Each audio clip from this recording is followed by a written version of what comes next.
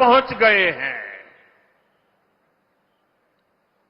कांग्रेस और उसके साथियों ने ठान लिया है कि अगर उन्हें सत्ता मिली तो सबसे पहले इस योजना को बंद कर देंगे।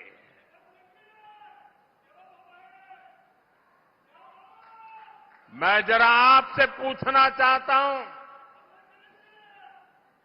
क्या महिलाओं के लिए ये योजना चलनी चाहिए कि नहीं चलनी चाहिए?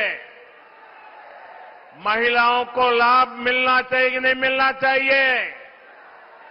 महिलाओं को आगे बढ़ाने की योजनाएं चलनी चाहिए कि नहीं चलनी चाहिए? और इसलिए महाराष्ट्र के हर महिला को इन अघाड़ी वालों से सतर्क रहना है। ये लोग कभी नारी शक्ति को सशक्त होते नहीं देख सकते। पूरा महाराष्ट्र देख रहा है, कांग्रेस और अघाड़ी वाले लोग अब महिलाओं को किस तरह गाली देने पर उतर आए हैं। कैसी कैसी अभद्र भाषा, कैसे कैसे कमेंट, महिलाओं को नीचा दिखाने की कोशिश।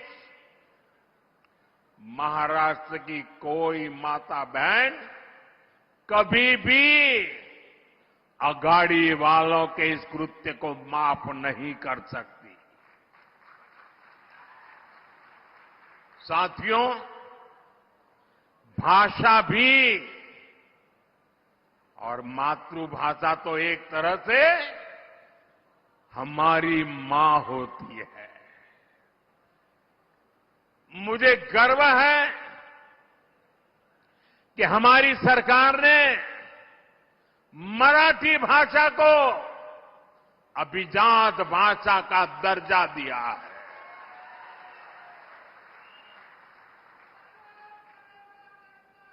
इस फैसले के बाद मुझे देश और दुनिया भर के मराठी भाषी लोगों के संदेश मिल रहे हैं। लोग इस फैसले से भावुक हैं। ये उनका वर्षों पुराना सपना था, जिसे हमारी सरकार ने पूरा किया है। भाइयों और बहनों, मराठी भाषा को अभिजात भाषा का दर्जा मिले, ये दशकों से महाराष्ट्र के लोगों की इच्छा थी, मांग थी। कांग्रेस पार्टी ने महाराष्ट्र में भी राज किया है, केंद्र में भी राज किया है और केंद्र में महाराष्ट्र में एक साथ भी राज किया है, सरकारें चलाई। लेकिन मराठी को अभिजात भाषा का दर्जा मिले, इन्हें इसकी जरूरत नहीं लगी। इन्होंने हमेशा मराठी भाषा के सम्मान की मांग को अनदेखा किया। उन्हें अब भी परेशानी हो रही है। ये काम मोदी ने कैसे कर दिया? मोदी ने क्यों कर दिया? महाराष्ट्र के नाम पर राजनीति करने वाले अघाड़ी वालों का यही असली चेहरा है। साथियों, महाराष्ट्र में डबल इंजन सरकार ने कैसे काम किया है, ये आज पूरी दुनिया भी देख रही है। आज विदेशी निवेश में, नए अवसरों में महाराष्ट्र पहली पसंद है। लगातार 2 साल तक महाराष्ट्र विदेशी निवेश में नंबर 1 रहा है। इस साल के पहले 3 महीने में 50% से ज्यादा, 50% से ज्यादा विदेशी निवेश अकेले मेरे महाराष्ट्र में आया है। महाराष्ट्र को सभी निवेश परियोजनाओं में प्राथमिकता दी जा रही है। इलेक्ट्रॉनिक वाहन परियोजना,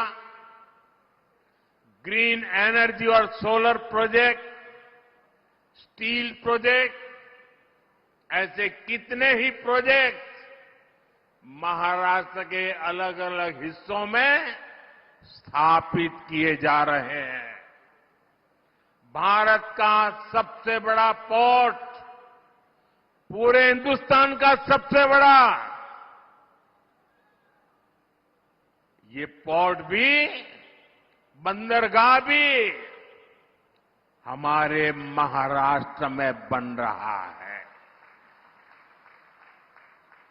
इंफ्रास्ट्रक्चर के बड़े प्रोजेक्ट से महाराष्ट्र में नए अवसर तैयार हो रहे हैं।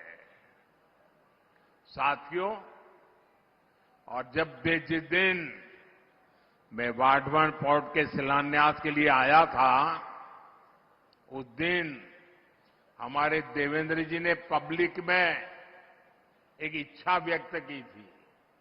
उन्होंने कहा था कि हिंदुस्तान का सबसे बड़ा बंदरगाह बन रहा है। मोदी जी इतना सारा कर रहे हो, हजारों करोड़ लगा रहे हो, तो वहां एक एयरपोर्ट भी बना देना। उस दिन तो मैं चुप रहा था, लेकिन भाइयों बहनों, जैसे ही आचार संहिता खत्म होगी,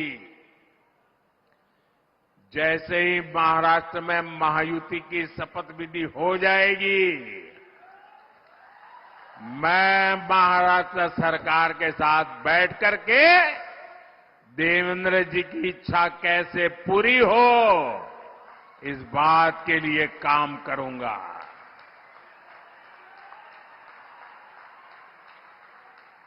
साथियों, हमारा ये धुले का क्षेत्र औद्योगिक विकास का गढ़ रहा है। और अभी देवेंद्र जी ने धुले का क्या बढ़िया वर्णन किया। देश में बहुत कम जिले हैं जिनको इतनी सारी सौगात एक ही इलाके में मिली होगी।